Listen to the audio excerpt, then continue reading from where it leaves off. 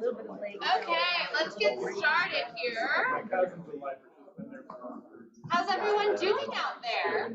I won't make you scream today. The energy's different and I'm sitting down.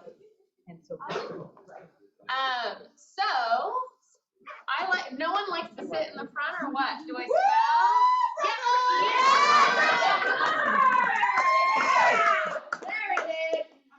We were just kidding. It was going to be a lax day, but when Christy's in the front, I'm deciding to sit today. I'm going to hone the energy in. I'm going to bring it in subtly. And it's kind of cool. Like, it's kind of loungy with everyone in the back there. Like, we're all too cool for school now, but whatever. So today, let's kind of just get it started off with someone tell me something good. Something good that's going on in your personal life or in your business, preferably. So, I finished all my classes. Basically, I graduated high school at 18, got all my Sierra classes done in 2 years, and just today, I signed up for my test, and then I'm about to be an official real estate agent.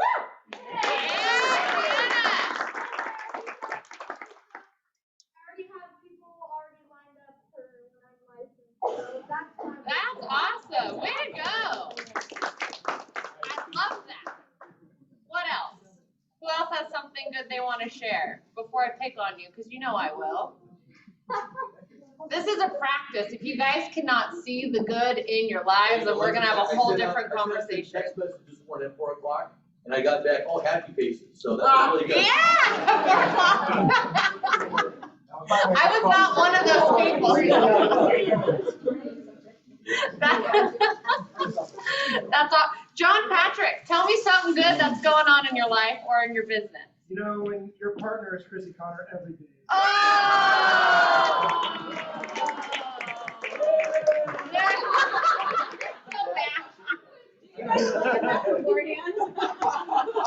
That was just perfect divine timing. I love that. What about who can I pick on? Who can I pick on? Oh, everyone's like, don't make eye contact. Terry, tell me something good. Oh, you're eating. It's okay. We'll wait. Oh, come on, guys. Come on in. I'll tell you something. She's like, how dare you? Tell me something good, Lauren Ray. I'm just getting a lot of energy from stepping into this new role, and I'm just loving all the agents. You know, they're showing up and they're playing full out, and I'm just really excited to help guys. I'm getting a lot of energy. I think this is the most energy I've had in a long time. Sorry. Woo! No, it was great. I think yesterday during Monday, I think that was the fullest class I've ever seen, which is awesome. So you guys give it up for the launch. Tell me something good I'll share with you guys. So last week was just like crazy I feel like every week is a little bit crazy for me. But I was just like, I worked from home one day and I was just like getting stuff done, and I was like on a roller coaster of like, yes, we're winning and what is happening and all the things. And Patrick calls me and he goes, we're going to KW Wealth next week. Next Friday, we're leaving. And I was like, what do you mean we're leaving? Like, I can't leave. And he's like, what do you mean you can't leave? It's my business you're running. And I was like, true.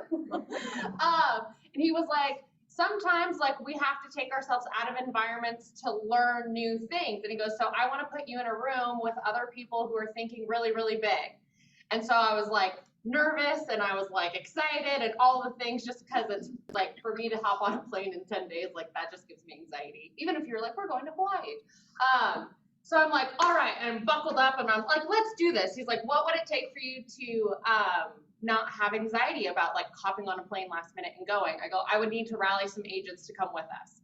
So I get on the phone and I start texting and calling people. And it was so cool because I was just throwing like text messages out there to a few agents like, hey, Patrick just told me we're getting on a plane to fly to Austin for this workshop. Do you want to go? And so many people were like, heck yes. So once we figured out dates, some people had like travel conflicts. They had weddings, they had plans with their spouses and whatnot. They're like, oh, bummer, like I can't go, but I'm really interested in this thing. And so anyways, that was last Thursday. So Friday rolls around and I'm looking up flights and I'm like, holy moly, it's gonna cost an arm and a leg to get over there right now, but I'm like, I'm still down, I'm still gonna do it. So we're like chit-chatting with a few people, and then I'm like, you know what, there's one coming up on May 22nd, a wealth workshop. So what if we actually plan this, put it out into the world, and see how many agents actually wanna go? And so that's kind of where we're at. There has not been a formal plan, but it was really cool to see when I was like on a high and low and high and low, like someone who's in my world was like, we're gonna go and do this thing because I wanna put you in a room with different people to get your mindset right. And then I called some more people to say, hey, do you guys wanna do it? And it was like a ripple effect. So with that being said, if you're interested in going to a wealth workshop, KW Wealth is gonna be on May 22nd. I don't have a pen. Do I have a pen? No, but I have a nail file. Well, that sounds like something that, is that useful to write with? Just kidding. Like, I was gonna make an appropriate comment. But May 22nd in Austin, Texas, if you guys, how many of you guys are interested in building wealth for yourself or your family? Everyone's hands go up, we're in real estate. Awesome. I don't know if you guys know, but we have a new community that was started, I want to say last quarter or Q3. And so it has built up a lot of momentum in the KW world. To get into the room, you get to build a plan of a net worth of $50 million. So how many people are having those types of conversations in your world right now, or in your family, or your financial planner? And so the cool thing about that is getting a group of people together in our world here to go and learn, and then bring that back to everyone who's not able to attend or couldn't make it work or couldn't go. So if you guys are interested in attending this workshop, please let me know. The workshop is typically, here's my sales pitch. It's typically $997. And if you go May 22nd, you get a 50% discount. So it'll be what, $498? So if you guys are interested, if you need to figure out a way to work, is that math wrong? I don't know. Oh, what are you laughing at, me? I think it's 51. I was looking at math that. Oh, 50 cents. that's great. I mean, I need the whiteboard. I need an actual whiteboard. That's my sales pitch. But you guys will get 50% off your ticket if you guys want to go. And so what we're going to do is we're all going to fly in Sunday night. We're gonna go do a group dinner. We're gonna attend the workshop. It's all day. It's just one day on Monday. And then we're gonna fly home. Well, you guys can stay in Austin if you want. Yes? What date is this again? May 22nd. And then we're going to Houston, where you said? It's in Austin, Texas. Okay, May 22nd. Yep. Keller Williams International. So we're gonna see if we can get a tour of the grounds at KWRI, which would be pretty cool. We already have about 10, 12 people interested in going. I posted something up on the Facebook group. This has really kind of just been spread through hallway conversations. This is for you and your spouse. How many of you guys are married? You guys see a CP or certified financial planner? Do you guys talk about this? Is one person in, the other person's out? This might be the time to get aligned. I will tell you, when I bring all the stuff to my husband about what I learned at KW, he just shuts down and he freaks out. So I'm like, if we can do this stuff together and bring him in, his mind will expand versus the spouse like spouting what we need to do with our lives. So anyways, that was just my tell me something good, that one person made a difference in my world and my energy state last week, and then it kind of made a vortex of change throughout other people. So thanks for coming to my TED Talk. Bold. Okay, so we have super exciting news. So Bold is, well, we all know Bold is back. David was here last week. Paul has offered one full scholarship. I donated a half scholarship, and multiple other people in the Bold room at First Up a couple weeks ago donated money. And so our office has 3 half scholarships and 1 full scholarship. And so the qualifications to get in the drawing for the full scholarship was to do the work of a real estate agent, right, Paul? That's right. You had to write contracts, you had to get pre-approval letters from lenders, you had to door knock, and then you had to turn everything in. Am I missing anything else? No, Come on up. Right here is all the hard work that was done. So by Kay and Sienna and by Erica, Was there anybody else?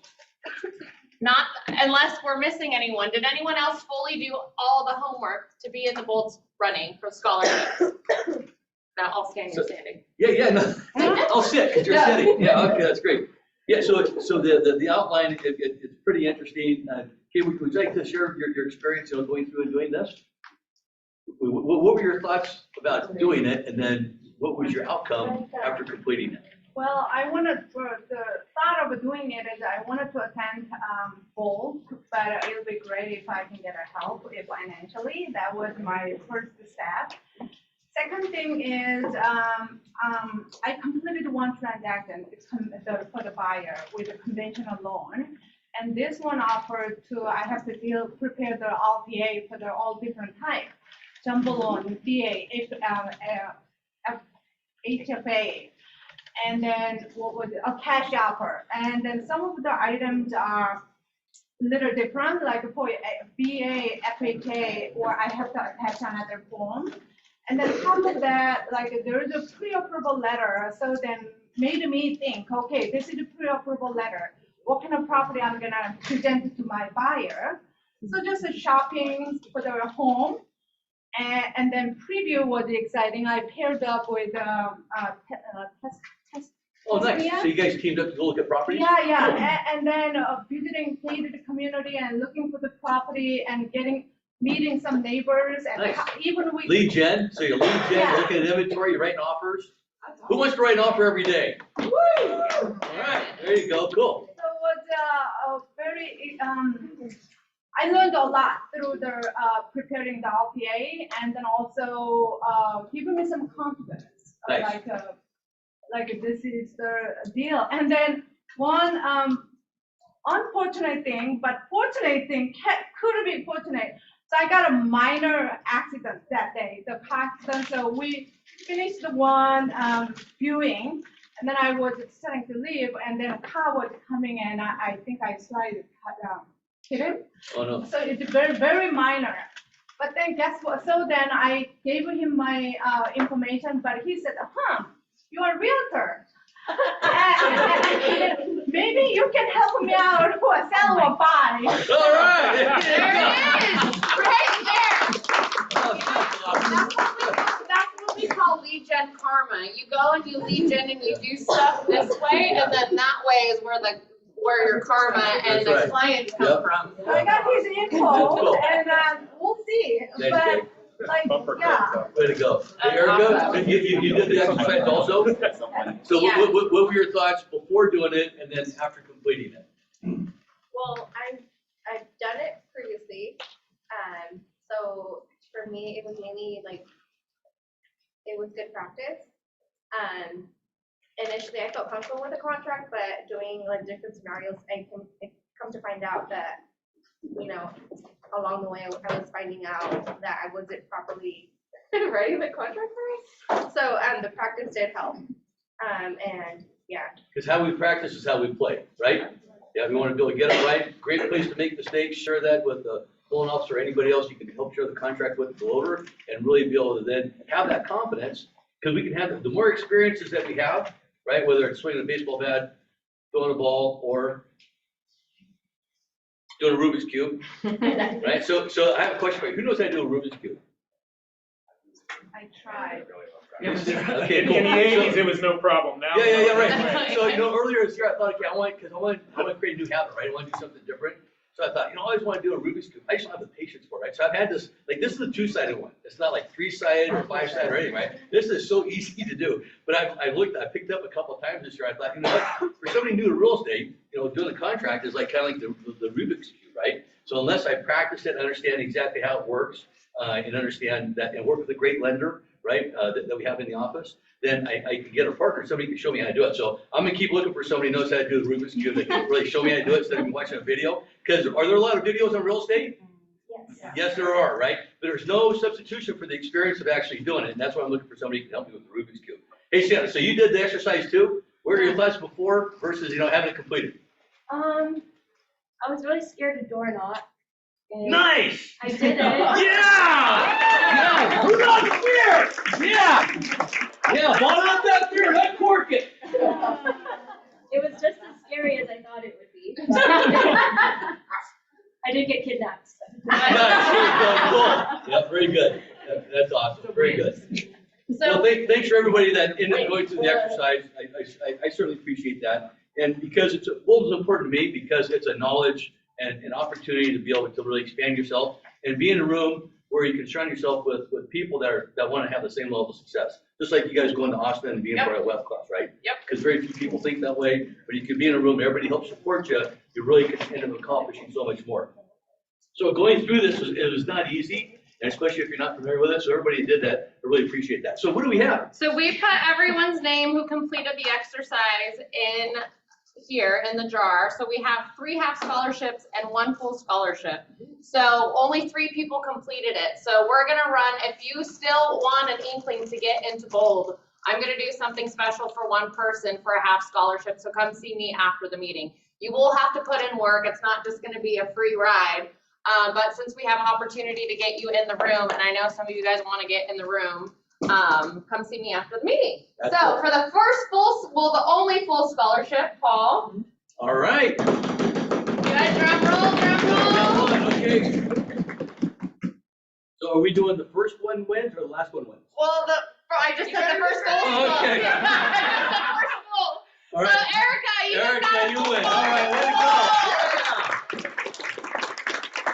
Sienna and Kay, you guys are going to get a half scholarship, so congratulations. You'll be in the room as well. And there's 1 more half scholarship. If you guys want it, come see me after the meeting. Paul, thank you so much for Thank your you. And again, if your kids or anybody knows how to do Rubik's Cube, let me know. Thanks, everyone. And also, fun fact, Coach David is allowing people to go to Second Step for free, which never, ever happens. So he knows how. Hey, Alexis. Yes. Since I have my ticket that hasn't been resold, can I split and give the other 2 my half so they can have the other? Absolutely. Everyone give it up for Selena.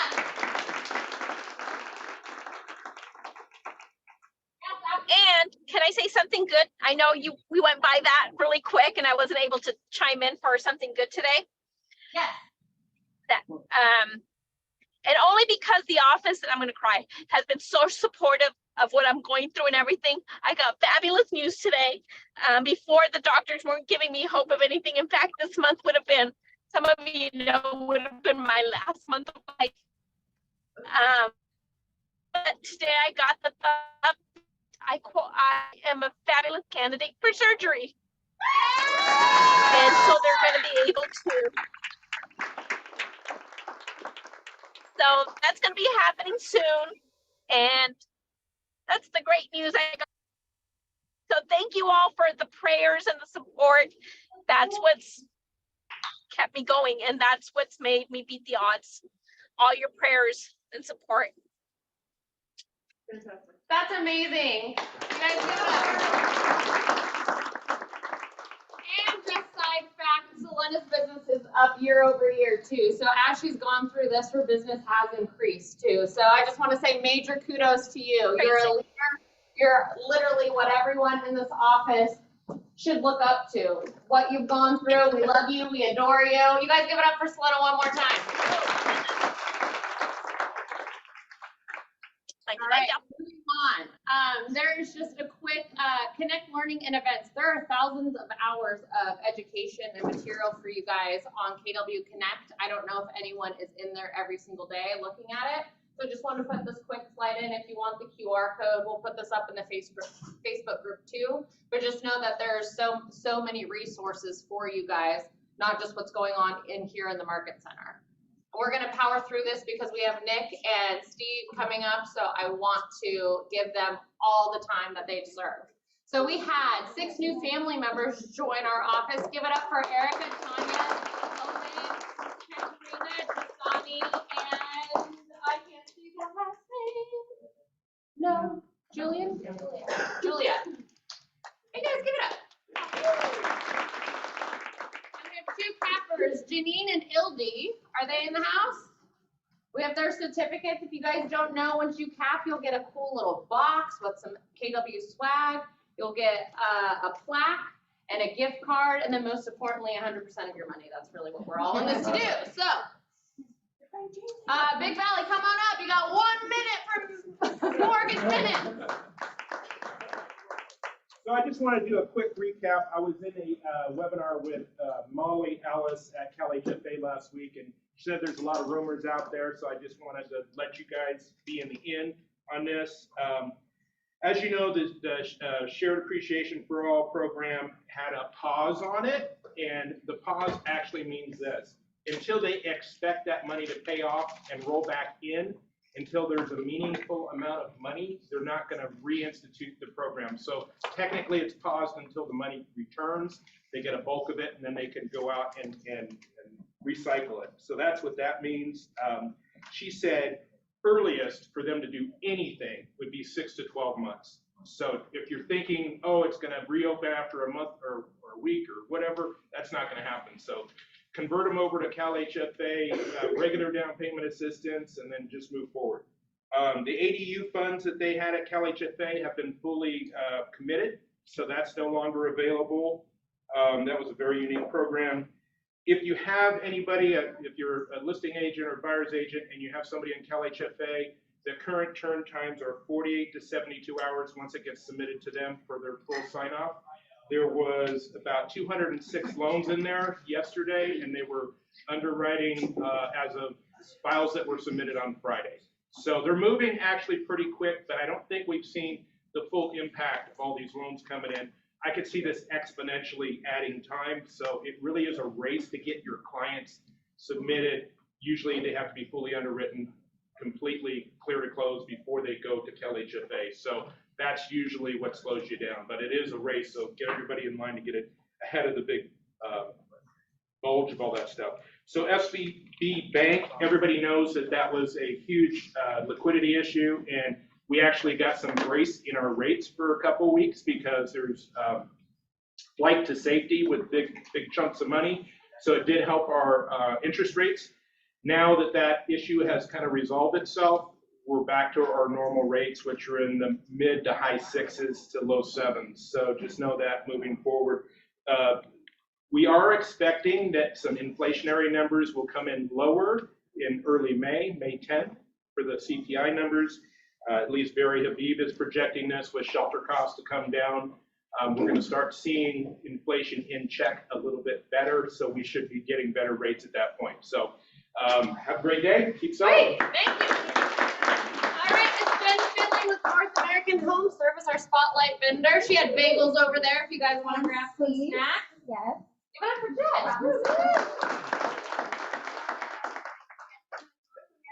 Services, so we do all your inspections, the home termite roofs, or lateral pool. A couple cool things about our company, we're open Saturdays. If you need inspections on Saturdays, we are there to help you out. Our office is also open as well, so if you get an escrow on Friday night, call our office Monday or Saturday morning, and we're there to help you as well. Pest control, mosquitoes are like gonna be crazy this year. So we have a whole pest control department. We have a fog machine to come and take care of the mosquitoes at your house. If you have a client who needs help, reach out to us as well. We can help. Great, thank you. All right, we have a quick word from First American Title. They want to mention something about fraud, and then you can come on up, Annie. And then also a project they're working on for some moms. So give it up for Annie Mahon, guys. So on May 11th, we are doing a webinar. It's a national webinar, so you'll need to register with this QR code, and it's current trends in real estate fraud. So you're definitely going to want to be in the know for this so we can avoid any type of wire fraud for your buyers and sellers. It's going to be held by the FBI, so it's not going to be recorded. They like recording people, but they don't like being recorded. So we're not able to do that, but definitely, like I said, register through this QR code. Once this webinar is full, then there's no longer going to be any registration. So we're trying to get the word out now. And they're going to be going over all sorts of things for you to be able to identify things that are happening through email chains, which is typically where the wire fraud stems from. The other thing that we're doing up until Mother's Day, we partnered with Movers for Moms and St. John's. And basically we are taking donations to help with mothers who are experiencing abuse in all different forms. So we're taking in pillows, sheets, comforters, towels, stuff for the babies or children. And so we have a box in all of our offices in this greater Sacramento area. The closest one to you guys is our Roseville office off of Highland Point Drive. I have my card stapled to this, and I'll make sure that you guys get all of my information as to where to drop these off at. But we are taking donations until Mother's Day. So feel free to bring those by, or if you want to text me or send me an email, I'll be happy to come grab them here from KW. Sweet. Thanks, Alexa. And then Mindful Monday we have coming up on April 24th. It'll be here in the training room. They're doing yoga, core, and meditation, right, ladies? Yes. Sweet. Come next week if you guys want to register with the QR code. There's a lot of stuff going. Your business is going. I hear the word burnout a lot. This is the perfect time to get back and get grounded and hone your energy in. And have extra mats and towels, so that's not an excuse. There you go. Oh, Time to be zen. And then next week, we have a couple of cool offerings. Joel Wright and Mike Goby are turn one property into two. That'll be from 10 a.m. to 12 in the training room. And then Miss Shannon Mallory will be teaching the perfect week. Everything's a system from your schedule to your CRM and everything in between. The power of working on your business in the perfect week, and then tech innovation to scale. So if you guys want to hear from those fabulous three people in our office, be in here next Tuesday. And if any of you guys work with investors, Mike Goby is just phenomenal. So you want to be part of that class, be in that room, because his insights and his experience, second to none in the market that we're moving into. And then if I can have Chrissy Connor and Chris Wade, or just Chris Wade coming up. Just Chris Wade from Culture Committee, come on up to talk about what's going on in culture. I'm just gonna kind of stand by her. I just talked all yesterday. We can't stand next to her. I feel really short. We have a wine mixer just for agents in our office. If you want to come hang out, mingle with other agents, that is May 4th. Yeah. May 4th from 4 to 6. Yeah. May the 4th be with you. May the 4th be with you, yeah. So we just thought it'd be, our culture committee, we're trying to incorporate more things for us to kind of get to know each other. I feel like that kind of builds that relationship and bond with other agents. So we do get to have, hangout time in the office and in this awesome lounge in this new training room. But it's kind of, I think the conversations we have outside of the office are powerful and kind of help connect us. So that's the intention for that. So put that on your calendar.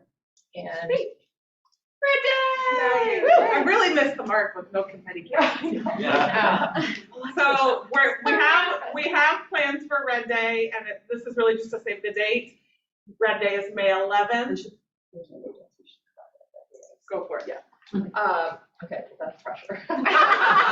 So for those of you that are new agents and don't know what Red Day is, Keller Williams gets together same day across the nation every year, and we do outreach for our communities and do a day of giving back, right? And so we're looking for something that we can do and involve all of our agents, so you're able to participate as much or as little as you want.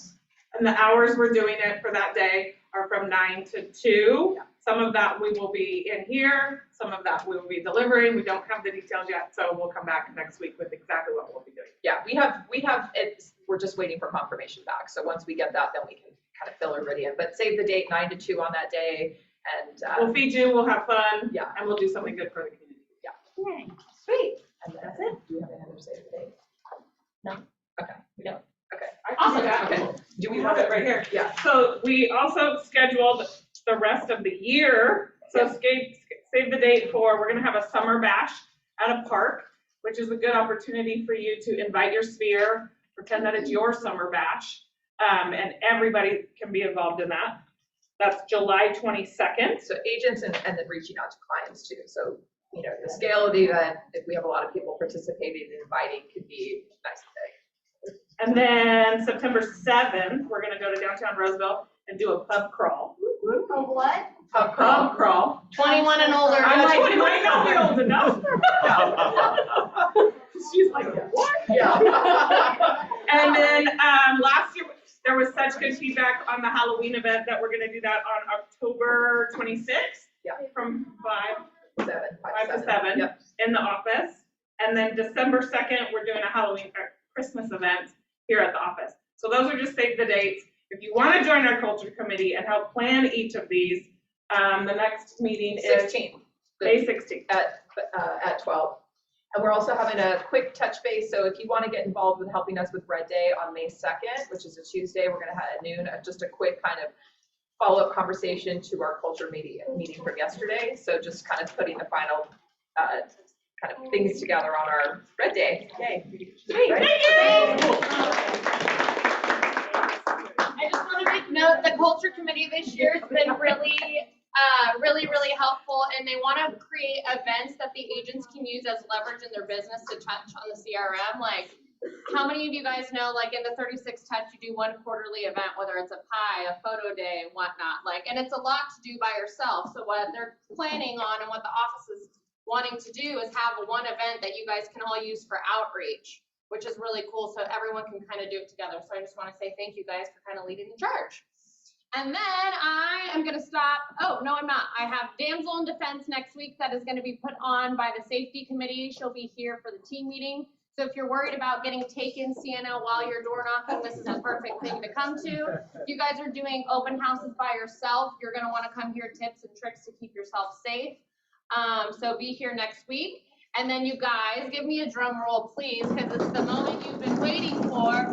Please welcome Steve LaMothe and Nick Gonzales of Elevate Realty Group.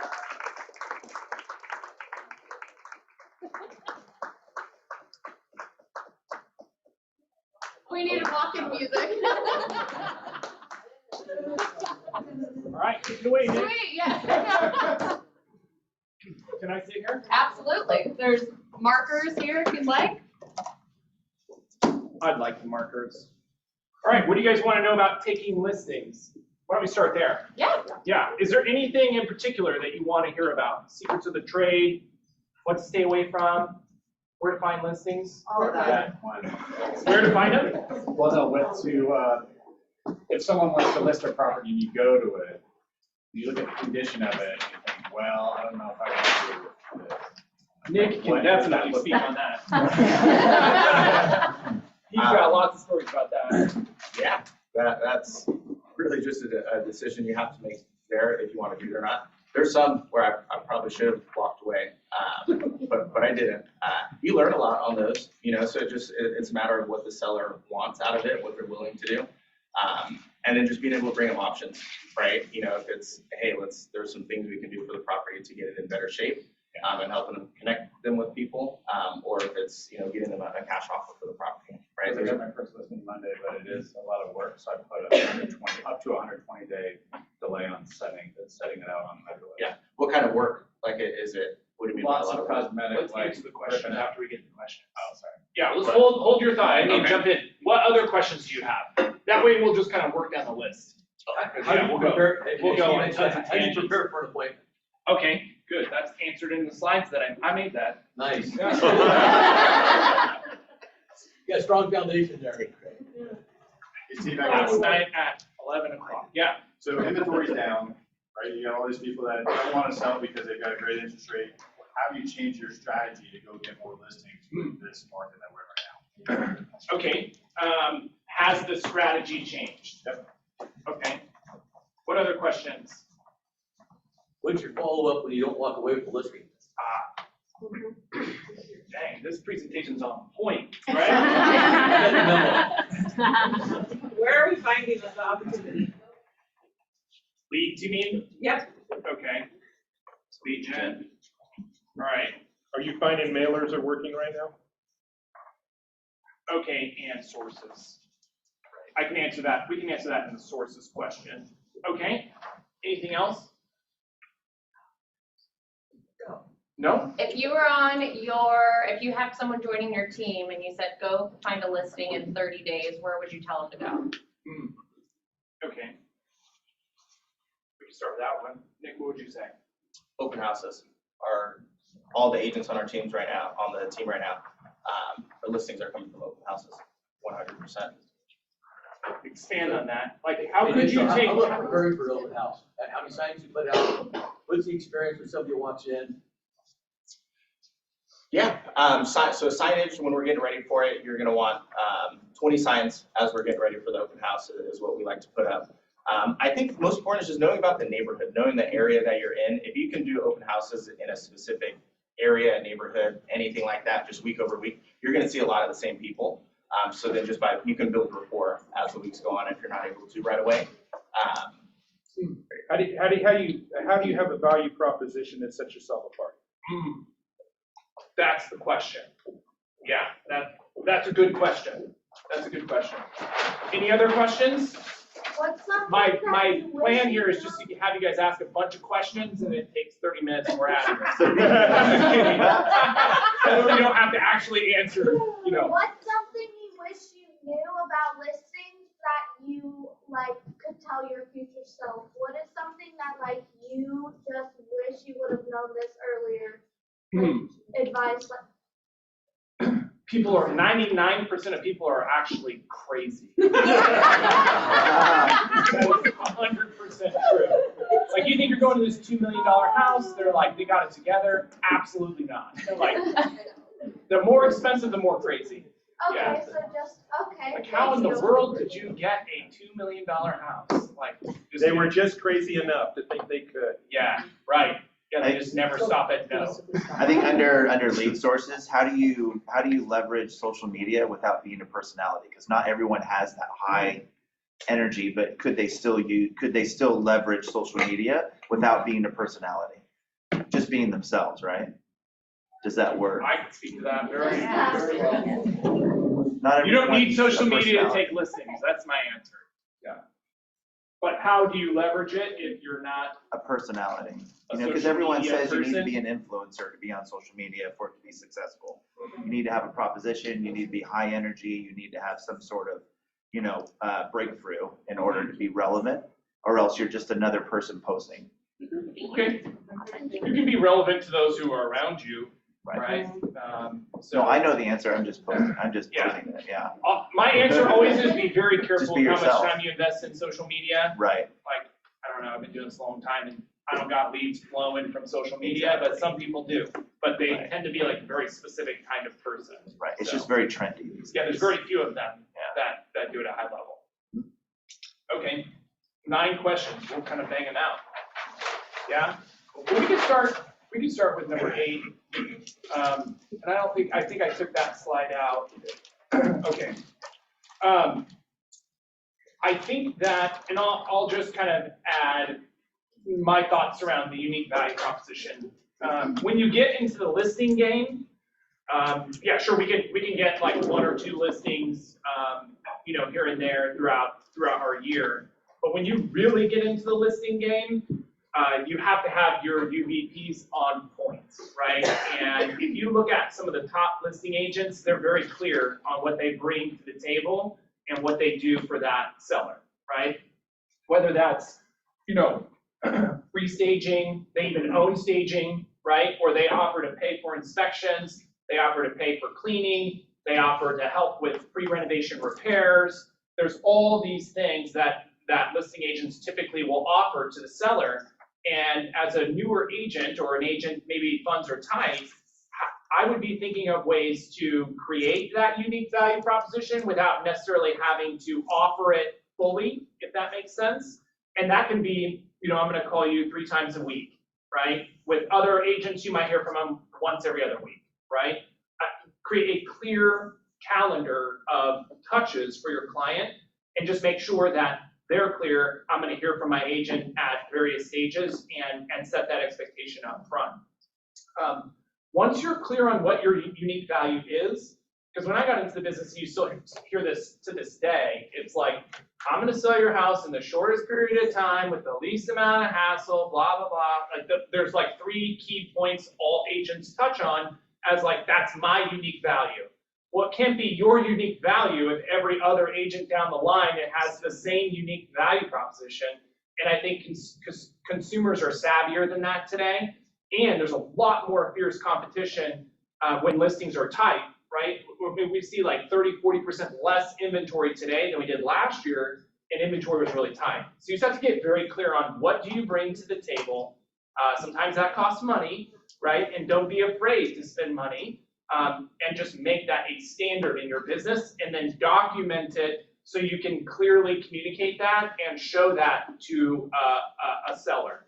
One of the things that I mean, I'm even a victim of this today.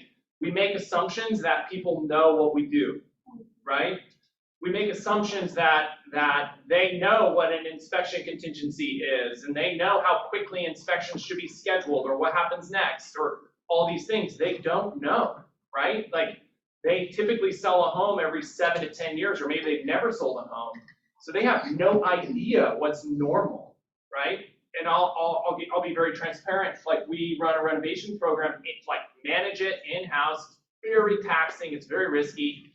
And sometimes sellers totally forget about all that, right? And they aren't satisfied or aren't happy when we may have renovated their house for 2 months, spent $50,000. This is something they can't go get anywhere, but yet they still forget. They assume this is like the normal process. You have to kind of drive into them consistently, like, this is not normal. It's not normal to hear from your agent Monday, Wednesday, Friday. It is not normal to get a text message at 7 p.m. from me, right? So getting clear about your UVP, reminding them of why that is different than the everyday Joe Schmo real estate agent, and then just marketing to that as that's what makes you unique. Got it? And it can't be around your personality, because personality can only get you so far, right? It can get you pretty far in this business because incomes can be high, but I would recommend you don't make that around your personality, because consumers demand more than that, right? So any questions on that, or, what are some ideas there? Renovation programs prior to sale, right? You got Curvio, you got Revive, you can use companies to help you do that and facilitate that. Don't ask about them, I've never used them, but I know that they're out there. You can offer instant offers as a UVP for a client that maybe can't sell traditionally. Or at least just to get them interested in the process, right? Getting an offer on someone's home is a great call to action to get them to say, well, what would you give me, right? So now if they're asking what would they get, what would they get, at least there's some motivation to sell, right? Whether they're gonna accept an offer or not doesn't really matter. It's done its job of identifying someone that says, well, what would you give me, like the home value, right? Makes sense? Now kind of go into some of the lead levers, let's say. Social media, I'd say until you got consistent business and you got more paychecks than not, scratch social media off the list. That's just me personally. But maybe you go on there every once in a while.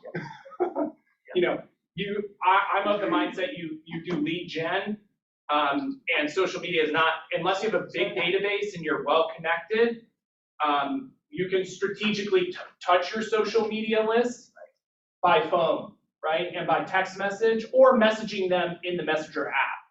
But posting to social media, I've just never seen it work that good. Yeah. Steve, how many listing appointments did your team go on in the first quarter of this year? We probably set 200 and probably went on 130, maybe 125, something like that. And the conversion at 125? About 50. It's 50% from set to held to signed. Maybe it's a little lower than 50 this year because of the issue with interest rates. Right.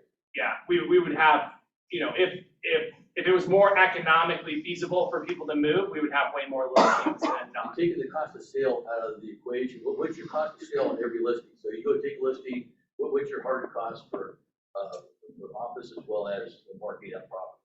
I would say about 4,200. Yeah.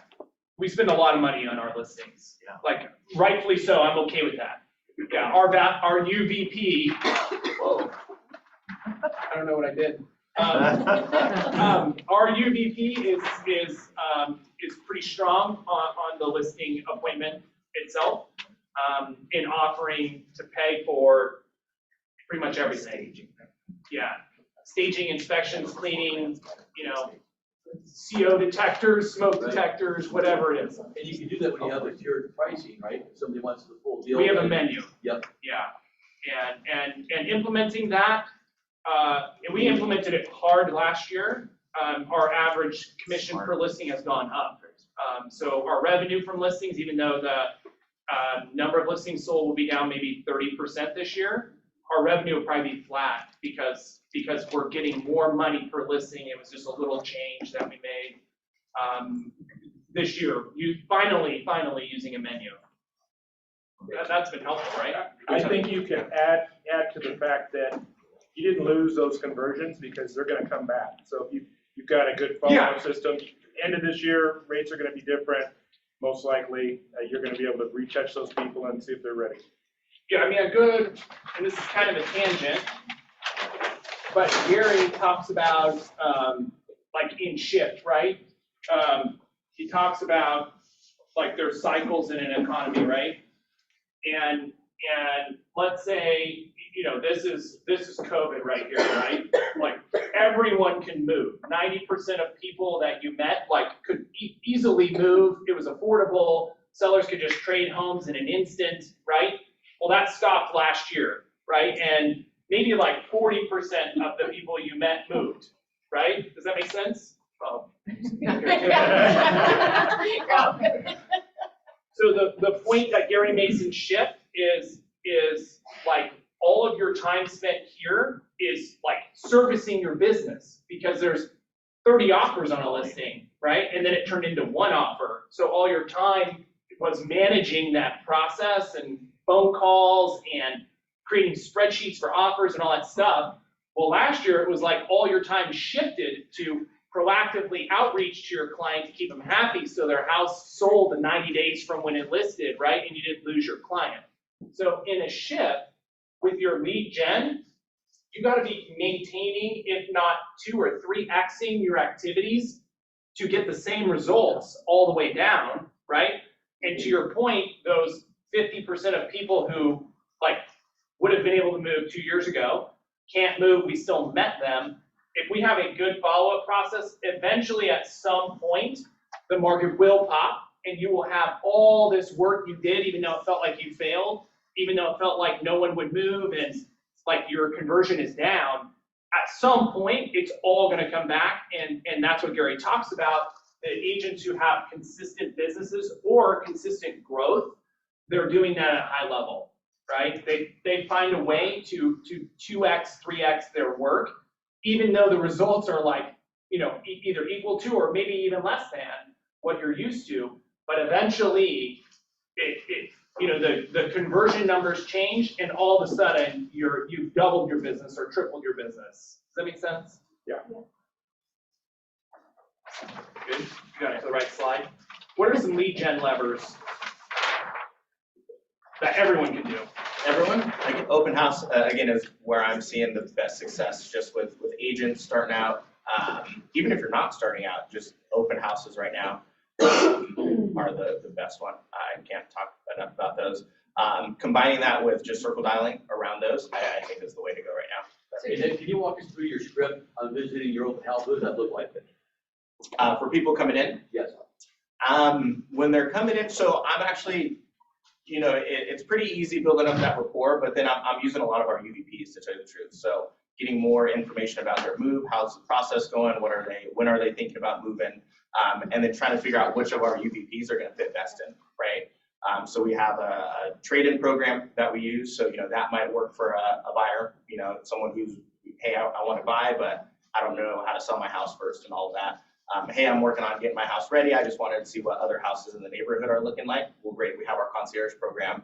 How about I stop by and take a look, see what we can do inside of your house to help you move things a bit quicker. And at what point do you start informing them about what their options are? So we're going to go through this process. Am I going to sign a listing agreement with you right now? And now I'm going to find out what's in the bag of tricks as far as walking me through that renovation process, or when do you get a listing agreement signed so that way you're fully committed to that relationship? As soon as possible, right? As soon as possible on those. If I'm in the house, my goal is to leave with a signed listing at that point. A lot of them are two-step appointments, right? So there's some where I might have to circle back to it, especially on a renovation one, where it might be a real quick walk through the house and this is what we should do, and then setting up that next appointment. So setting up that next one is the most important thing to do, and setting up that next appointment while you're at the current appointment as well. So how do you do that? So I'm leaving the appointment, I didn't sign with you. What are you going to say to me? What's that interaction like? Yeah, I'm planning out exactly what's going to be going on from here on out. We're just working backwards from the time you want to be on the market, and then I'm explaining that process to you. hey, if you want to be on the market by this time, then we should probably get things ready right around this time, which means we need quotes right around now. Things are going to take a little bit longer, so let's add a week to that. So I need to be back next week. And yeah, going from there. What's the main reason for a second appointment for a listing presentation? I typically don't. Let me interject here, because Paul was hitting on an important cue. You know, when you're offering, like, the whole goal of being an agent is to try to meet the prospects sooner in their process, right? Meaning, like, I want to meet them before they've already decided they're moving, right? Or when they're going to move, because that's where everyone is fishing. And that's where you get a lot of commission objection, commission compression, a lot of, well, this agent said, oh, they'll do this, right? So what he's explaining is someone walks into an open house, they're just voyeuristically looking around, dreaming of potentially a move. And that's where we're capturing them with interest of saying, well, have you thought about how you can move without selling your house first, right? A bridge loan or financing options that can help you buy next before you sell. And it's very interest phase only. But the trigger for us is we want to get that listing, right? So the listing appointment comes first, then you start walking them backwards through that process. So what you mean by a two-step appointment is you're going out there, opening their eyes to options, and then it's a longer sales process than, hey, I'm ready to list my house. Does that make sense? Yeah. Yeah, because if you're going to get data with their answers and then coming back with you. Yes, and you're showing them a proven different way than what most people can give them, right? And also if you just play in that pond, that's when your business gets like 60% down when inventory is really down, because there's less motivated sellers raising their hand, and they don't ever get to you because they're calling, their friend, they're calling off mass media, whatever they do to call to sell, right? So you got to get them earlier. And it's a hook to get them interested earlier, or at least get your foot in the door earlier, versus them walking into your open and saying, yeah, we're just kind of looking around, and you have nothing to give them, and they walk out the door and you never get them back on the phone again, right? Does that make sense? Yeah, I did 3 open houses this weekend, and I experienced, I forgot to get clipboards and have them sign in so I can contact them. I handed out my cards, and I had water, and I had all this. How many cards have you given out in your career? Thousands. Yeah. So like the first. How many calls have you just got one, right? Yeah, just recently. But no, I my first like 3 years of open houses, I was just, here's my card. I didn't close that open house deal. How many called? What was that? How many ever called back? One, but they called Steve. But it works. I got a Facebook lead, but that was Yeah. alive, and it was a friend of mine that I knew. Yeah, I mean, if you're doing open houses and you're not making people sign in, I'm a huge, unless you're very personable and you create rapport with anyone the instant you talk to them, you're memorable, which I am not. I would say I'm getting their number so I can make sure I'm following up with them in perpetuity. And do a digital card, so you have to text it, so all of a sudden you just got the lead capture, you got Yeah, some you do that. information, then you can follow up. We use a sign-in form, online sign-in form, but yeah. Real quick on the two-step appointments, and anytime you're gonna be helping someone, anytime you're gonna be helping someone with repairs or anything like that, or giving them advice, some verbiage that I make sure I always use is, as soon as we get the listing agreement signed, and then I can get started, referring you over contractors or helping you out with the next step, because you don't want to be stuck with, You don't get the date, you don't get the net, you don't get the, I don't know, the goods or whatever you want to call it, without like making a commitment. You don't get the goods after the first date unless you commit. Making sure to reference. That's the good stuff about that. Keep it kid friendly. Why don't you just walk them through the appointment? Because someone had asked that, follow up after appointment, right? Okay, so maybe you start with qualifying the appointment first and foremost. Yeah, so you have a lead that says, I'm interested in selling a home. Yeah, so from that point, for me, a lot of the appointments I'm going on are set by an agent on the team or our ISA on the team.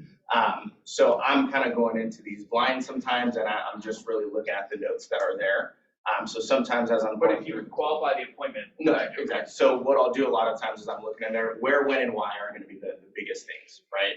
And it needs to be a legitimate where, when, and why. So when I'm re-qualifying these appointments sometimes, or qualifying for my first time on there, you know, where do you want to move to? When do you want to be there? How much equity do you have in the home?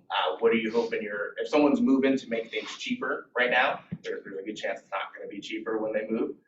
So having that conversation with them up front is something that I think that's the most important part, is just that where, when, and why.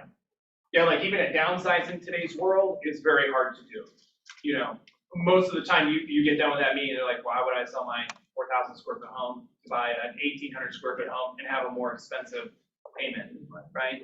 The delta's got to be like 400,000. I mean, it's big. The delta is huge. You can't downsize 100,000 in your loan balance and save money right now. No way, right? It's big. So you qualify the appointment. One question I would add on there is, are you interviewing other agents? That's key, because a lot of times they will say yes, and you can ask them, who is it, right? That way you know who you're competing against. Never assume that you're going to that appointment and they're not interviewing. In my experience, most sellers are pretty savvy. They're going to interview several people. And if you don't know that, and you're just obliviously going through and you don't know who you're competing against, you're likely going to lose. And then also knowing that neighborhood like the back of your hand. One of the mistakes that I've run into is like Nick said, I might have my administrative person make my listing presentations with the CMA and all of that, right? And I don't look at it until I get in that appointment, right? And by now, going on thousands of appointments, I pretty much know every neighborhood, right? But what I would say is really actively do your search in the specific neighborhood, because sometimes if you just filter by square footage, you're gonna miss the smaller house 2 down that just closed for, they're gonna know, you won't. Does that make sense? So I would just draw a map around the neighborhood and look at everything that's happened in the last 5 months. Because they're gonna say Bob and Sally Sue sold their home for $1.2 million, right? And that was like 9 months ago, right? So you wanna know as much as you can about everything that's happened in that neighborhood, so that you sound like the neighborhood expert when you walk through the door, okay? Because they for sure will know. So you qualified it, you went on it? Yeah, qualified it. Real quick before going on it too, I don't like a weekend to go by from the time you're talking to that lead to when that appointment is set. I feel like that's just too much time, so I always try to move it up. If I'm talking to them on a Tuesday, I want to try to get in there before the weekend or over the weekend if possible. I don't like weekends to pass by at all, because that's an opportunity for their mind to change, or for someone else to get in there. That's an opportunity for them to go into an open house that weekend and meet with someone who can get their way in there right away. So I'm always trying to move that up. Let's see. Move the appointment up. Yeah. Yeah, so if you have an appointment scheduled a week and a half out, you should be calling 2 days later to see, hey, I'm gonna be in the neighborhood and I can swing by this afternoon or evening, right? You should always be pushing appointments up. Yeah. You can gauge a lot of interest from the appointment you're going on based off of what you send them prior and how they respond to it. So we send a questionnaire out to clients right before we go on the appointment. Actually, right after it's set, I think that goes out, and then they'll respond with, whatever the answers to the questions are. And that's how I can gauge, okay, are we serious? What kind of an appointment is this gonna be? So that's been a good step. 3 questions. Why'd you buy this home in particular, right? Why did you buy this home? What do you think is the nicest feature of your home? And then, what would you share is the best part about your neighborhood? 3 questions. If they don't answer those questions, they're probably not super motivated. If they just say yes, no, yes, probably not super. I mean, you don't want to prejudge them, because I probably wouldn't answer the questionnaire if I got it. But some people will write super long answers, and they're giving you peeks into like what the motivation is. And then certainly a lot of people answered, my house is the best because of all the money I spent. So you're kind of pre-scanning if they think their house is the most expensive. Going to on the appointment now. I think it's important, any appointment you go on, whether it's a referral or even someone you know, always treat it the same. I think that's one big thing that I've learned is these steps that you go on for an appointment with someone you don't know versus someone you do know. Even a past client, just treat it 100% the same. I've been burned a few times just because I skipped steps, or instead of doing the tour of the house first, we went straight to the table. And it's always, whenever I look back on why I didn't get the listing, it's because of that. Something in there. Yeah, like they'll say things like, well, I felt like you didn't like my house, like the person who walked to the house, they loved this house and you didn't, you know. So, I mean, that's a key step. Like if someone in your sphere that you really know calls you and says, hey, I want to list my house, the feeling is, great, I'll come over, let's get the paperwork started, right? You could just skip everything because they're already committed to you, but you should absolutely treat them just the same as someone you do not know. Assume you're competing on it too, because you probably are. So just don't skip any steps of like being the utmost professional. Most importantly, if you do, later on when they're listed or when you're negotiating, it will come back to bite you, because you didn't do the proper setup of like, here's what we can expect and here's what happens next and all those things, like you would educate someone that's a stranger. I was meeting with Vinny's staff on Monday, and she just went on a listing appointment, and it was her and 4 other agents. She was the 5th. She was the last one. She was the only one to tour the home right when they got there, and they signed right there, and that's exactly what they said, is like, you're the only person who wanted to walk around and look at my home. So, I mean, which is important. I mean, I guess that, you know, before you even go, like the steps of an appointment, of course, you set the appointment, you qualify the appointment, you try to push that appointment up if it's beyond like 2 or 3 days, right? You should be sending them some kind of pre-listing package or material or something, right? And that's all designed to make sure more of your appointments meet you physically, right? Because if half of them cancel, you're gonna have to set double the amount of appointments based on your goal. When you get to that appointment, the very first step that we'll utilize is a walkthrough of the house. Some people will do that without the owner. We use the walkthrough with the owner as an opportunity to build rapport, right? Ask questions, you know, get to know kids' names, dogs' names. All this stuff is going to be useful when you sit at the table and it's business time, right? And you start to really work through like what is their, you know, what are the problems that they have that you can solve, and how do you relate to them based on all that info you got during your walkthrough. Does that make sense? So do the walkthrough, make it take, I mean, sometimes for me it takes an hour, right? Like I've never really timed my appointments, so my listing appointments tend to be really long because I'll just let them go, and the longer I'm there, the better off I am, I think. But use that walkthrough as an opportunity to build rapport. Always be on time for appointments.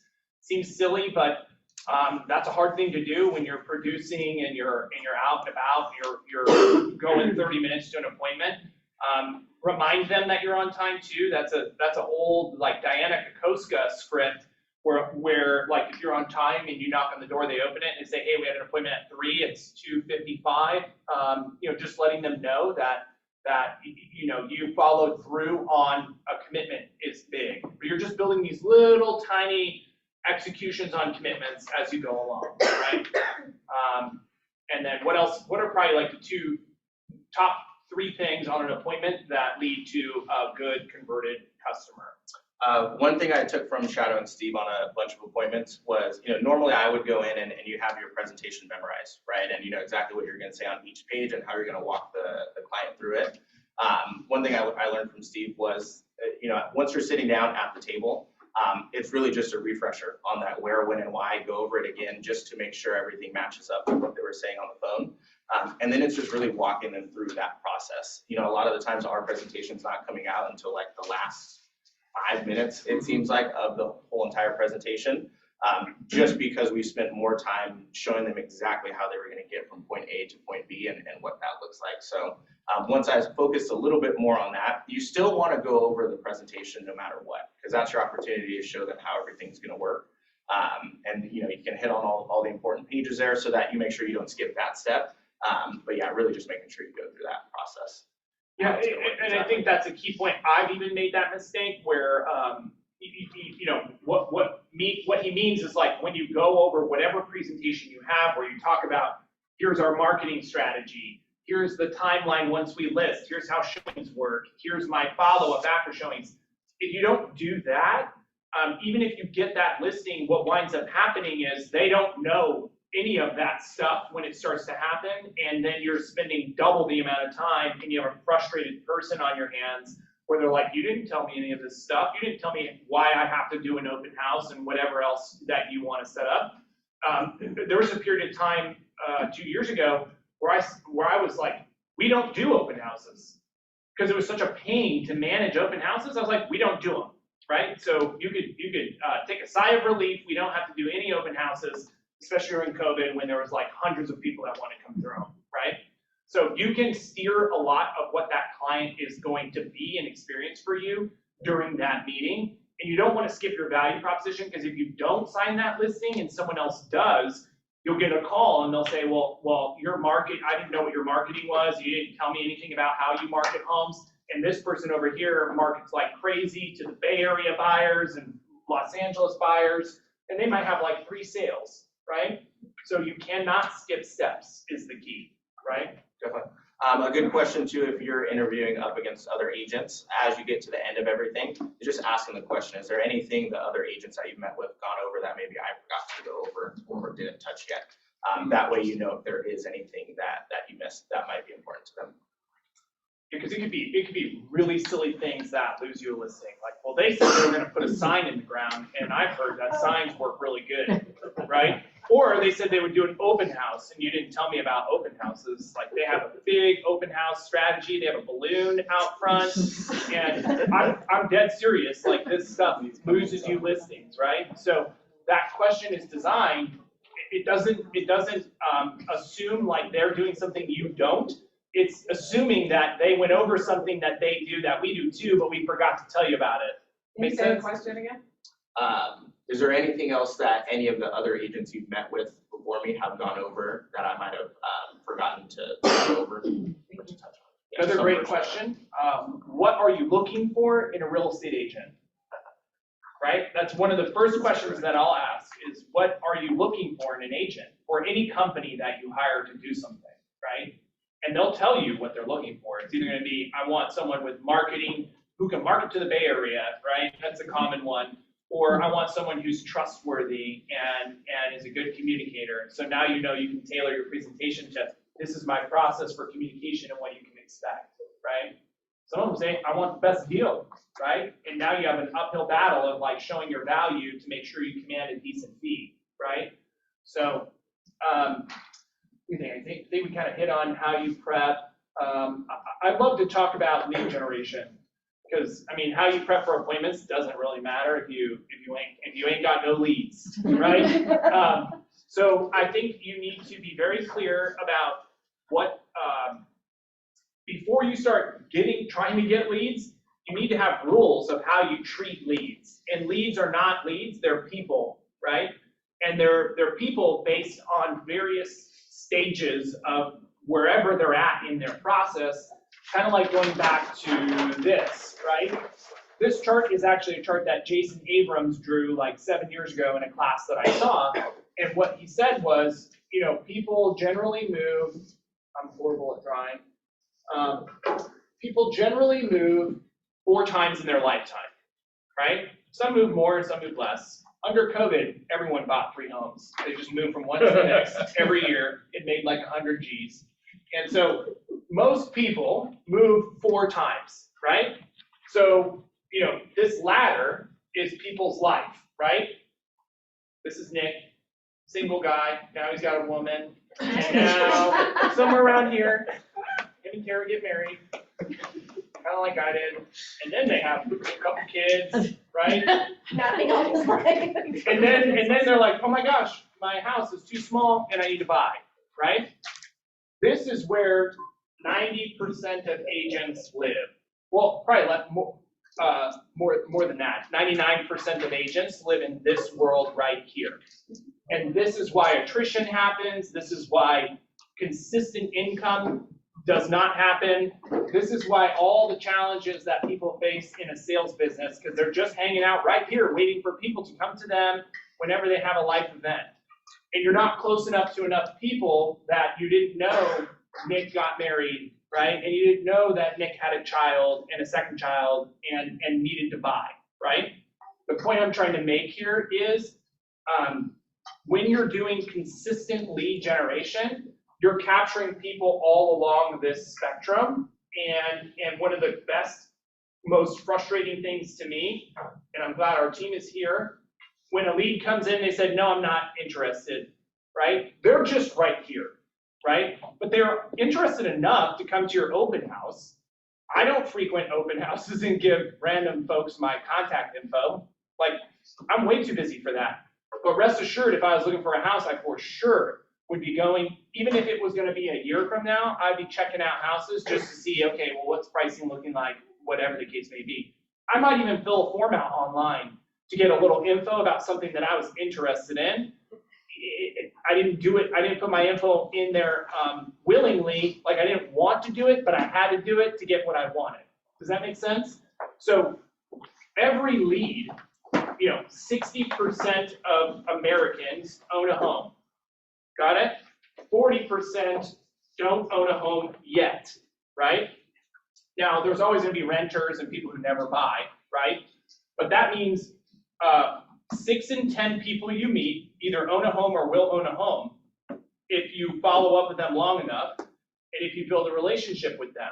Does that make sense? Yeah. So like if your database is 1,000 people or 300 people and you're not doing 60% of that in transactions, that's your fault, right? You just need to do a better job of getting into rapport, building relationships. We don't have a lead problem at all. We have a follow-up problem and a human connection problem. Does that make sense? So when I understood this, every lead is a good lead, and it's just a matter of how do I follow up with them, give value, how do I become the real estate expert of choice for all the people that come into my world? What scalable ways can I communicate with them? Because I can't have one-to-one relationships with everybody, right? Nor do I really want to. And so how do I do that in a way to make sure that how do I build a business where they feel that they can trust it and choose it and it's exceptional compared to someone else, right? And once you figure out this game of generating leads at a high level, and you understand that when they say they're not interested right now, it just means they're not interested right now, right? You haven't earned the right to even ask them if they want to buy their largest asset. They don't even know you, right? So when you're doing open houses, you need to have a clear way of how to categorize those people on this arc, right? So when you have a past client, they're right here and they're just starting their journey back downhill, right? And at some point, if you've done a good job of following up with them, they're going to start their journey back up that hill. And you're going to know about it because you're their resource. Hey, Steve, I need a sod guy. Hey, Steve, I need a fence guy. I'm starting to think, why are you doing all this work, right? Like, what's the point of all this stuff? A month later, they call, say, hey, we're thinking about having another kid. We're thinking about moving, or we're moving to Texas, or whatever the case may be, right? So if you don't have a good strategy, like a new lead is someone you haven't spoken to, and an open house lead is a new lead. Like I don't treat a new open house lead as someone that's like a nurturer or a watch or anything like that. Like they're a new lead until I talk to them again, and that could be that same day I call them after the open house, or it could be a week later. Then I confirm their motivation, I confirm what they want, then I can put them into a different status, let's call it. And the status just controls how often we communicate to them, right? A watch for us is anybody over a year. We'll talk to them, we try to talk to them every 60 days or so, right? But they're certainly gonna get market updates, listing, properties in their search criteria, auto emails, that kind of thing, right? You have to have rules of engagement for how you follow up with people that are in your database, right? And by database, I mean you have people that you know and that would recognize you at the grocery store, your Mets, and then you have a bunch of leads that don't necessarily know you, but might transact someday. And if you're not clear yet on that and how that all works, then putting any kind of leads into that is just a mess waiting to happen. And you feel like there's no consistency to your business because you don't know where your business is at. Does that make sense? Does anyone have questions around that? I just had, being in, now that I'm 50, and I have peers that they're now becoming empty nesters. So they're also saying, hey, I want to downsize. And so I've got one lead on that. That's good. List and buy. So, my challenge to you would be like, how are you nurturing that relationship? How do you know when to call them next? How do you know, do you have a task set He's up? one of my best friends. Oh, okay. If he wasn't your best friend and you talk to him all the time, do you have a task set on a specific day and like what you're going to talk about next? I'm literally working on scheduling on my calendar, things like that. There you go. Right? So the best way to grow your listing, because guys, keep in mind, like the listing business is on average like a 1-year follow-up, right? Meaning if you're gonna get a few listings a year just by doing your active real estate business. If you want to grow your listing business, on average, you're gonna find that person 1 year before they actually list. So you do need some kind of systematic way to follow up. So you go out, you meet them at an open house, and you go on the appointment, and they're not ready for 6 months. Do you sign a listing agreement 6 months before? What do you do with that? Yeah. Yeah? Yeah, as soon as possible. If it's 6 months, I'm still trying to figure out, why is it 6 months? Right. If it's 3 months, yes? Yeah. Okay, and how do you talk about pricing 3 to 6 months out? You don't.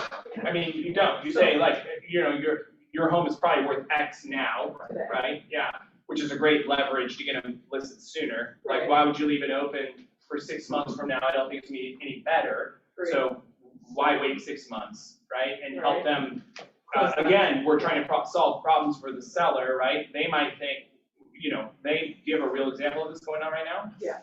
Okay, so what's the reason for the 6 months? It's not 6 months, it's 3, but you think that. But why? There's School? stuff to do. Oh, so what, And she wants to, yes. in that scenario, it's like, okay, well, can we spend money and speed that up, right? Like, can we hire hourly help and get 4 people over here every weekend to speed this process up? So instead of 3, it's 1, right? And just trying to problem solve for them and see like, hey, we can help you speed this up, and there's no reason to not speed this up, right? But anyone who's 6 months out, you can sign a listing agreement with them. I found that it's pretty rare they're gonna sign an agreement with you at 6 months, Agreed. right? But after, that's a 2-step appointment usually. So we'll still take the meeting and go, but then from that point forward, it's like weekly follow-up of like, hey, here's a story, my client got 26 offers, like why would we wait 6 months, right? So you're using it as an opportunity to push the timeline out. I think you could, if they're saying, I don't want to move because I don't want to take my kid out of school right now until after June. You could say, well, the selling process takes 30 days. We can do an extended escrow. We 100% We do can that. do a rent back. But let's take the risk of a changing market that might cost you tens of thousands of dollars, and let's get you done now. Yeah, and so that goes back to the key question of like, why 6 months? You gotta hit it head on and just say, okay, well, in my experience, most of the time, it's just they just don't understand timeframes and the process, so you can help them realize, oh wow, I can move sooner, right? And there are options for me to, if I want to, do you want to move in June? Or do you want to list in June? Because listing in June is actually like a September moving date probably, right? So that question of do you want to list or move, like when do you want to leave your home? Shut the door and lock it for the last time. And that question will help you kind of uncover when you follow up with them in the future.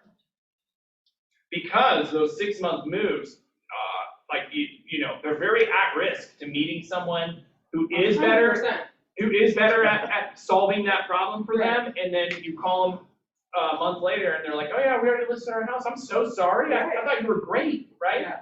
But it just happened. We walked into this open house and this guy showed me a way, and here we How are. many barbecues have they gone to in 6 months? How many times have they met with friends that, oh, so-and-so happens to be an agent, and all of a sudden you're out? So can Because you? they're getting excited and you didn't know about it. Yeah, remember, like on the listing side of the business is just a different animal. You know, it's just, people tend to not only do business with their friends and people that they know, they trust, experience and marketing prowess over just the referral relationship. So it is a place where you can get strangers to buy into your process. And so it's just very susceptible to losing business. So you're there and they 100% are 3 months out. How do you walk through the pricing? I left it wide open and then I got in trouble for compliance. I put TBD on it. You do? Yeah. I'm gonna say Steve said.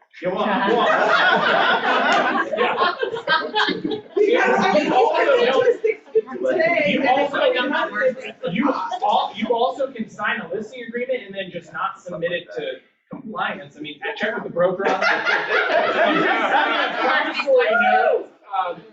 you can sign a promissory note and basically you're signing an agreement and just that act alone makes them like 95% committed to you, right? So I'm just stumbling over myself trying to come up with a price that doesn't really need to happen until 2 weeks. It's pretty rare pricing changes that dramatically in 3 months, right? So I would give them a range. I would give them a range of value and just say, look, like we're not gonna be able to control the price.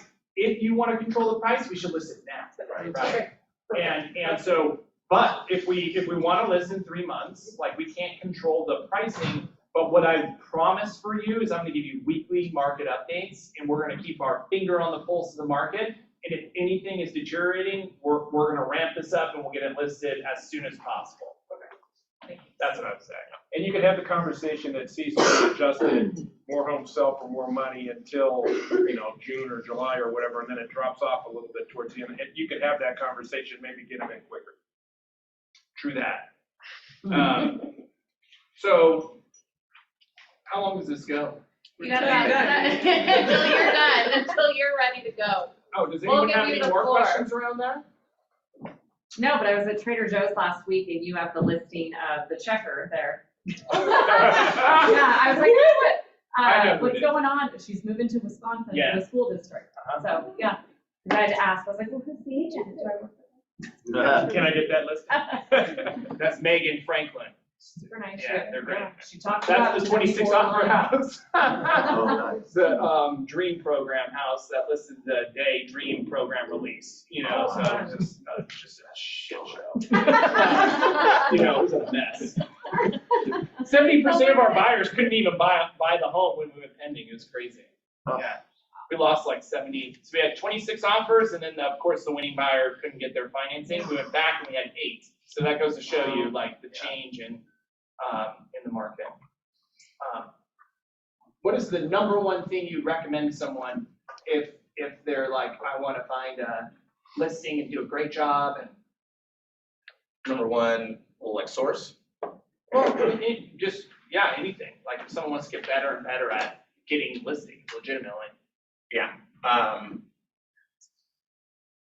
Going on and having those conversations. Activity is my biggest key on there. My first listing, I was helping an agent with a home inspection. I needed to open the door, and as I was walking in the car, the lady came across the street and said, "Hey, are you a real estate agent? I need to sell my house." So that's how I got my very first listing. So just activity, right? Even all an open house is an activity, right? So whether that's showings for your clients, we've set appointments off of just showing someone a house and the neighbor stopped by and said, "Hey, we want to take a look at it."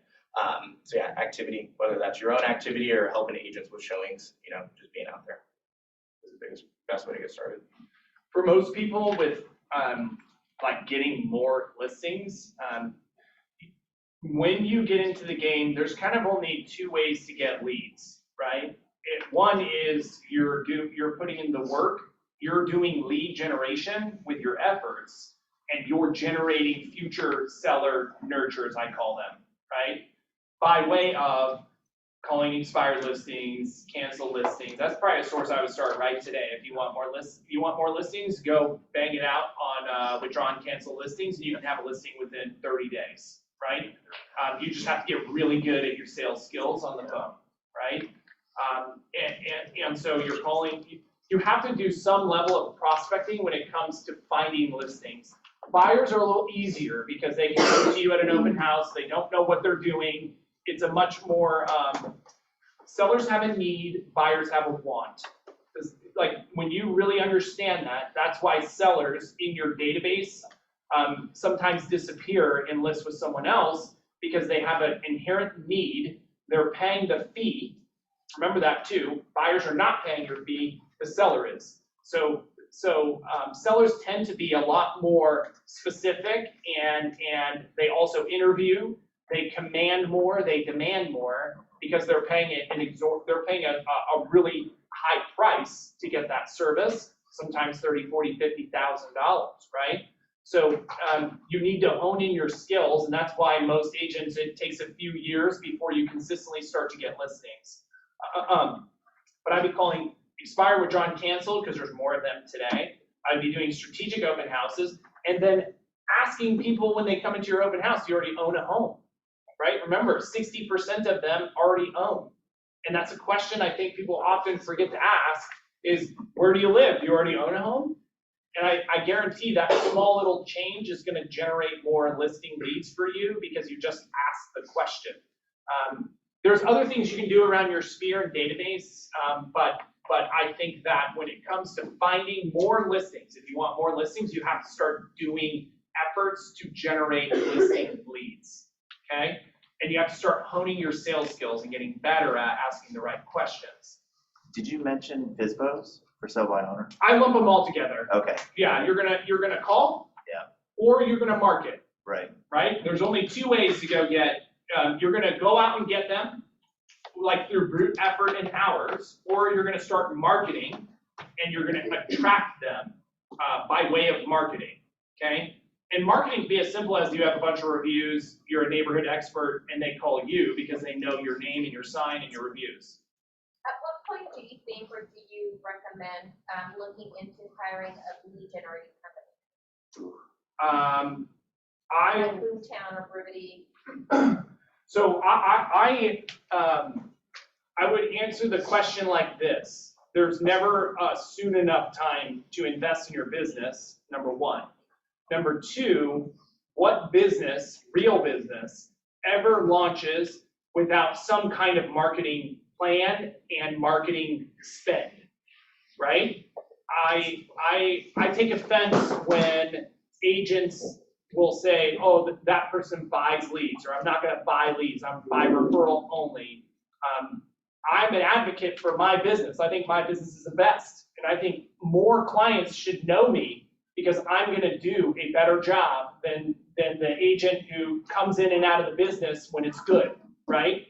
So I think just really getting clear that you are the best person for everybody, not just the people in your sphere, and you're confident in that, and you go out and meet strangers, your business will grow. Because everyone's cap is gonna come someday based on how many people that they know. The only way to grow your income or your opportunity is to go out and start talking to strangers and getting business from people that you don't know, right? And so I would say there's no early enough time. We have a model for that, right? And it's the MREA economic model. You should be investing 10 to 15% of your revenue, your income, back into lead generation efforts to grow your business. Most people start with their sphere first, like you're doing events or you're putting that money back into people you already know. I would be very clear on this before you spend any money on any kind of marketing efforts. And then also, meaning you have a process of taking a new lead and working them through different like cadences of follow-up. And then more importantly, you are like you're marketing something of value that causes direct response from someone, right? Like spending $3,000 a month on content for reels and stuff like that. For me, it's not direct response marketing that's generating someone who wants to sell their house with you, right? So just get clear on what you're trying to achieve with whatever marketing it is that you're doing. The two companies you referenced, that's just pay-per-click internet advertising. It's not, there's really only a couple ways all these companies generate leads, okay? It's pay-per-click on Google, Facebook ads on Facebook and Instagram, and then that's pretty much it. Facebook and Instagram, right? Any online lead gen, that's it. Those are the only places you could go, except for Google local service ads or Google reviews, that kind of thing. The only two places these companies go out and generate leads is Google and Facebook. Both of those things you can do. You're just paying them to do all of the keyword research and do all of the back-end management of that to marginally improve your pay-per-click ads. Does that make sense? Yeah. So everyone gets leads from the same places. You can get pay-per-click, you can get Facebook, you can do retargeting on Facebook. So if they come on your website, they see you again, that kind of stuff. But that's it for internet lead gen. And all the companies that have spun up to sell leads do the same thing, but say they do it differently, and it's not true. They're just doing it the same way. Some of them might nurture that lead for a little bit longer, so you're not getting it right when they say, I'm not interested. They might have inside sales teams that talk to them and then give them to you as a warmer lead, let's say. Does that make sense? No, yeah, and the last couple days I've interviewed several companies. Some companies have gone as far as guaranteeing you 7 contracts in 4 months. So, and that to me is too good to be true. Kinda, they're like, well, it's the way we They're bullshit. Yeah. the way we Justify charging you too much and whatnot, you know, and. Yeah, there's no company that can guarantee closings. What they're saying is like based on our research, based on the number of leads, when you start getting into marketing your business, there are certain guarantees, okay? So I can guarantee that I'm gonna close a certain number of deals per year. Now, over the last 18 months, those guarantees have absolutely been changing. And when Gary says your numbers change, that's what he means. A good example of that would be like in our market right now, to get a click, it's about $10, right? On pay-per-click ads. So for every click, you pay $10, right? Well, it takes around 5 clicks or so, or 50 clicks, okay, to get 1 lead. So that means 1 lead is $40 to $50 pay-per-click lead. That's quality, right? Not like, I'm interested in renting homes. That lead might be $5 because there's more of them, right? But if you know how much it costs per lead, and then you know how many leads you have to generate to get 1 closing, right? You can systematically grow your business on that number. Right? So if I know every closing costs around $500, that means if I want 10 closings, I'm gonna have to spend $5,000. That's right math, right? Yeah, $5,000. And various lead sources have various costs, right? Mail might be, in the first year, it might be around $1,000 a closing, right? Radio might be $2,500 a closing, right? So, but once you get that number, once you know and this is why it's really important to know your numbers. Once you get those numbers, you can actually start running a business like a business instead of, where's my next sale coming from, right? And this is what Gary teaches, and this is what the MREA teaches. And what I want you guys to leave here today is 15. Every day, you should make 15 contacts to talk about real estate. And I promise a year from now, if you were honest, I know that a year from now, if you're still here, you did a good job of that. If you're not, and there's a different group of people here, you did not do that every day, right? It really should be like 30 today to maintain the same business, but I would say at minimum 15 contacts with people talking about real estate. For every 15 contacts, you should probably get 1 lead. And then of course, you're gonna have to talk to that lead more and more and more before they actually transact. But if you go set out all this complicated stuff, marketing and lead follow-up, if you just go out today and say, I'm gonna make 15 contacts today, and that's my goal, and I wanna get 1 lead a day, that says they'll do business someday, a year from now, you're gonna have a bigger business than you did today. And if you do that for 10 years, then you start exponentially growing that, 100 contacts a day, 500 contacts a day between you and all your partners, or however big you want your business to get.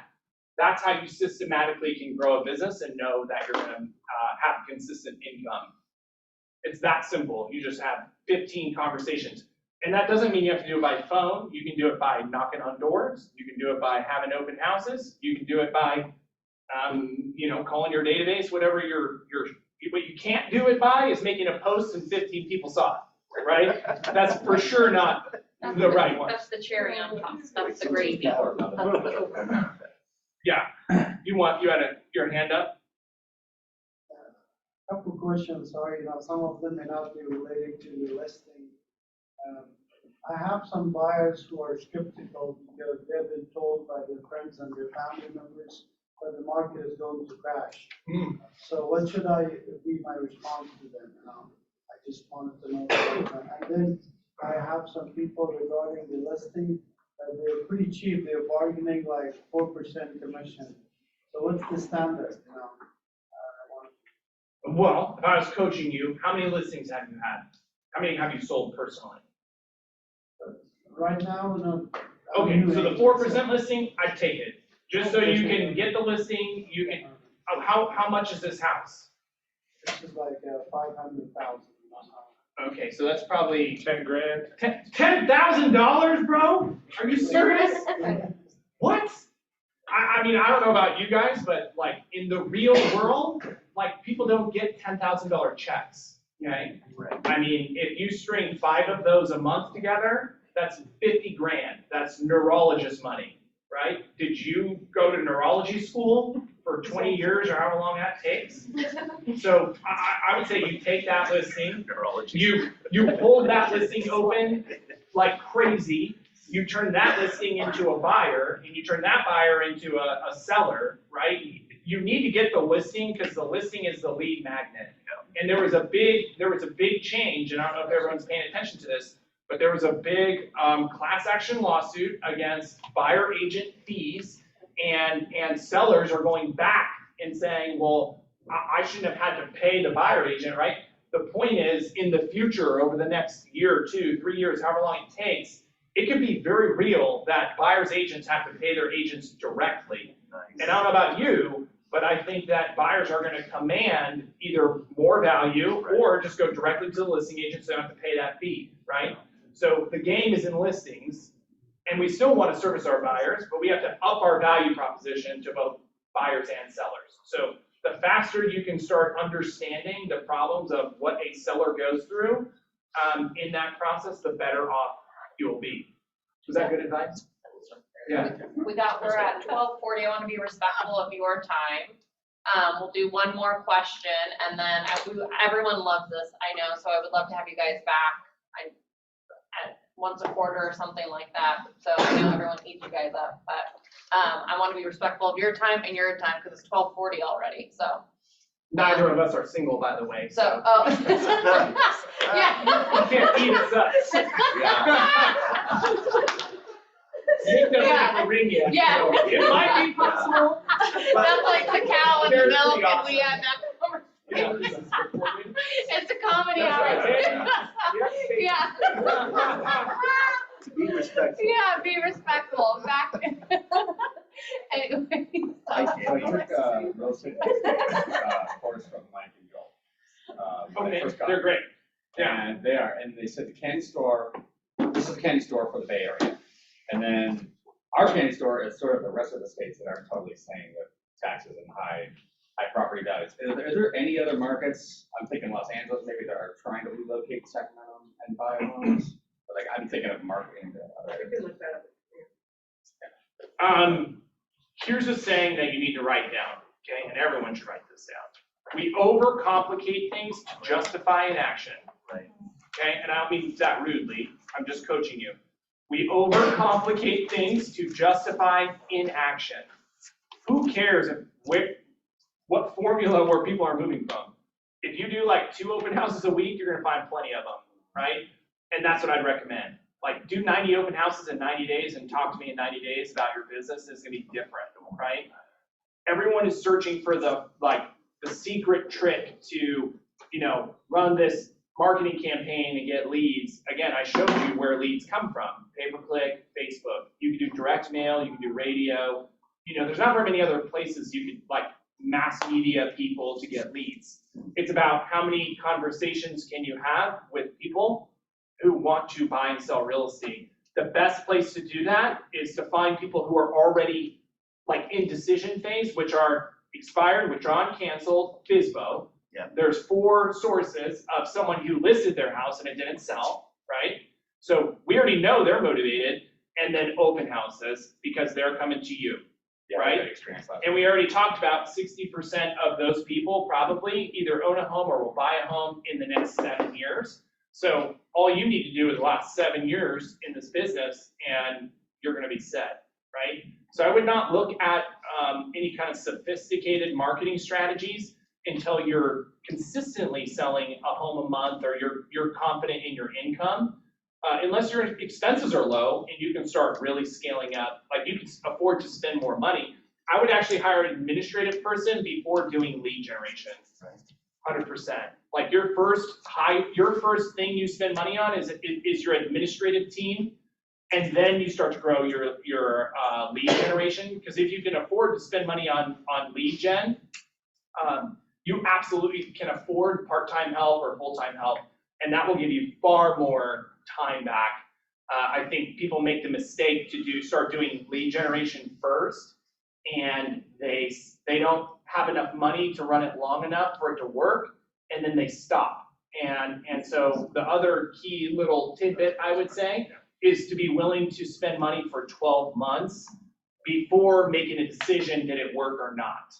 Okay, anything, pay-per-click, direct mail, going big, whatever you do, right? Because I think a lot of people will sign up for something like that and they'll say, well, I was guaranteed 6 closings, right?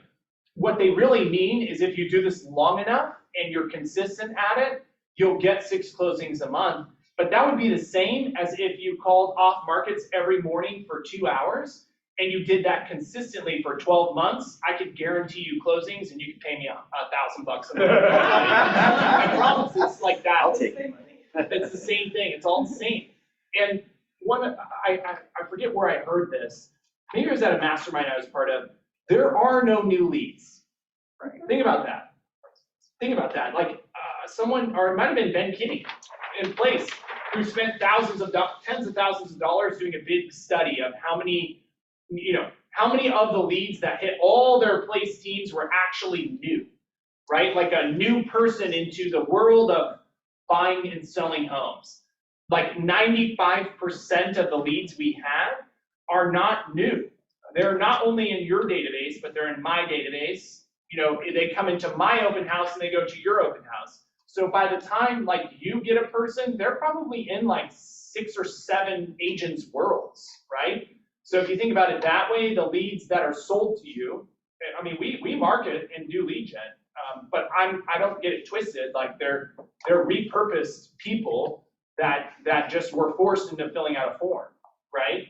So just remember that it's whoever is providing the most value, the most consistent, are the ones who will win, right? Yeah. How do you make sure you don't lose an opportunity after you go on an appointment? Whenever you think you should follow up in half that amount of time, I would say. After appointment follow-up. Be more clear about that. Specifically, you go on an appointment, give an example. So if you go on an appointment and they say, hey, we'll get back to you, next week, what's today? Today's Wednesday, say, hey, we're gonna make a decision over the weekend, we'll get back to you next week. I would go ahead and give them a call on Friday, right? See if anything changed. And then that's talking to them, right? That's not just giving them a call. If they don't answer Friday, I'm gonna call them Saturday. If they don't answer, and keep that going. If they answer on Friday, we're still waiting till next week. I'm gonna text them on Sunday. Hey, how's it going?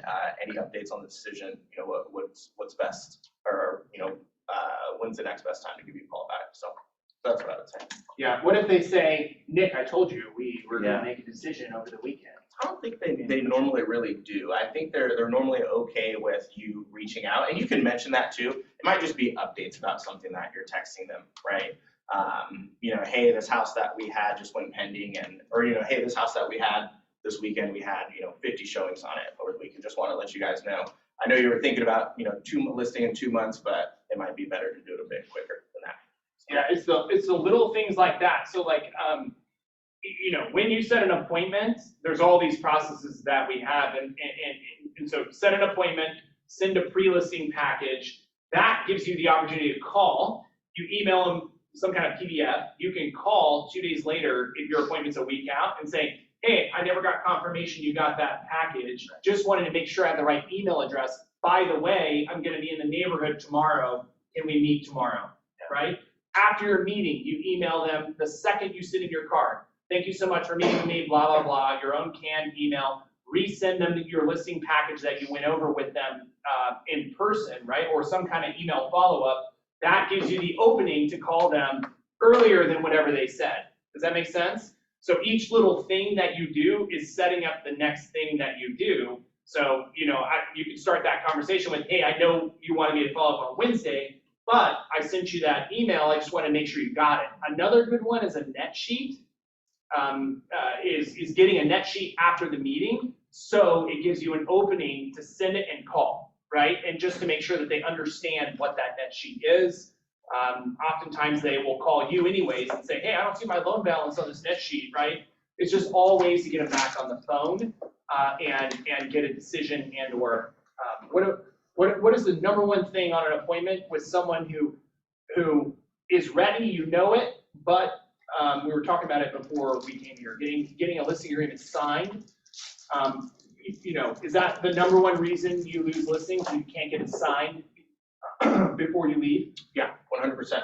If there's not a good reason for them not to sign, and you leave there without getting it signed, there's typically something that you missed, and you're going to end up losing that one. So I'll feel that one. It's kind of like a gut feeling every now and then.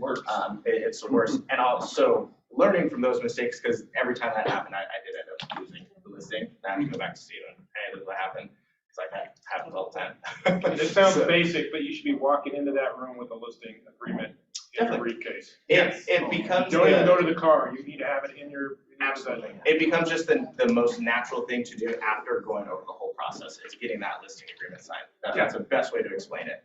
You know, that it's just natural at that point. I put on this little thing, close, at least 5 times, right? What does that look like? You finish up your appointment, and maybe you even ask the question that Nick went over. Is there anything that I've gone over today that someone else may have mentioned that maybe I forgot to mention to you? If they say no, great, let's get the paperwork started. I'd love to get to work, right? It's so simple. I think, again, we overcomplicate things to justify an action. I can't tell you how many times agents just say, great, well, call me when you're ready, you know, and they just walk out, right? They don't even ask, like, well, what's the next step? When do you want to list? When do you want to get staging done, right? They just simply end the conversation, shake hands, and it was a great meeting, right? But 50% of the time, you're going to walk away and not get that business back, right? So let's get the paperwork started. That's a close, right? It doesn't have to be complex. If they say, oh, well, we're not sure, and we want to meet someone else, we're going to meet someone over the weekend, let's think about it, we'll get back to you on Wednesday. Great, let's get the paperwork started today. I write that you can cancel at any time. So if you change your mind or someone else is offering something better than what I offered you, I'll shred it up. Like, I'm not going to do anything with this paper. I can't list the house without you, like I don't want to work with you if you don't want to work with me, right? That's kind of weird. So let's just get it signed today because your time is valuable, my time is valuable. I'll sign it today. That way I'm ready to get the ball rolling when you do make your decision. If you do that effort, get it signed, even though they're not committed to you, your conversion goes up exponentially, like 90%. If you walk away from there and you don't try to do that, almost every time you're gonna lose it, right? So that is super duper important. Just get the paperwork signed. Even Hey, if there's Steve, you're pretty something- aggressive when you ask for that signature, and you come back and say, yes, I am, and that's how aggressively I'll be marketing your home. Something like that, right? Would you want a passive agent, or, you know, the goal is get the most money possible, get the deal done? I mean, that's why I'm sitting here usually, right? I mean, most people don't accidentally let us into their house. There's a reason they ask you. There's a reason they ask you to come out in the first place, right? And they usually, and they gotta be able, yeah, I could go on and on. They gotta be able to find you online, right? You gotta have a website set up. Like on the listing side of the business, it's important to have a brand, have recognition, have reviews, because your client will go search for that, right? They will look you up. They will find out what your story is, because they're often interviewing other people and they want to compare you to them, right? And it's important to understand that and not be discouraged by that. The only way you get around that is you go find them sooner. And you do lead gen and you do 15 contacts a day and you're the first person they meet and they never get a chance to meet someone else. Does that make sense? So what I want to hear 2 ahas of what you guys hear before we finish and wrap up. Yep. I got 4 pages. Well, yeah. So tell what do you, and then what's one action step that you're gonna take? I'm gonna have a listing manager. Okay, I like it. One more person. Oh, I think that chart that had the leads and how to categorize the leads, I think that was really a good way to classify leads and gave me some good clarity around leads. Love it. How to bucket them together. Awesome. Well, Nick and Steve, thank you. We appreciate your time putting this together for us. I'll come up with a different terminology.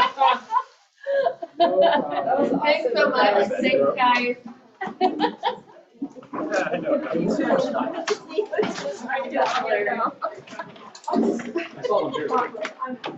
They can email the slides out. Email the slides out. Yeah. Of course. No, I just had a listing appointment on Monday. Yeah, I'll put it on my office. Yeah. Right here. And then, yeah. Thank you. Yeah, thank you for sure. Thank you. Yeah. Yeah, if you skip steps, you'll run into the Yeah, I know. Yeah. Oh, thanks. Oh, sure. He does. We do, yeah. Oh. There you go. Good. Glad. I hope they recorded it because I'd like to. You record those? Yeah, it was recorded. Oh, good. I'd like to reuse it. Yeah, it'll go out, and then we'll put Thank you everything. for that. Yeah, it'll go out, in the